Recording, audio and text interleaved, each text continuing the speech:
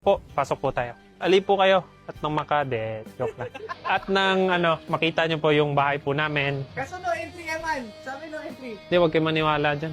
Ako lang naman yung pipigil sa inyo. Ali-ali po kayo.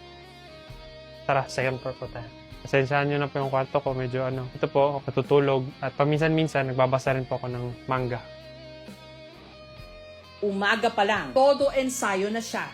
Matakbo po ako ng 10 to 15 kilometers araw-araw para sa stamina ko po. Pagkatapos ko po mag-jogging ng 10 to 15 kilometers, sa shadow boxing po ako ng 6 to 4 rounds po for 3 minutes po.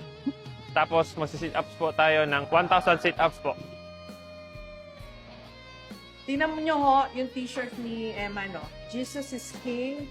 Very spiritual ka rin. Opo. Nagbabasa po ako ng Bible day and night.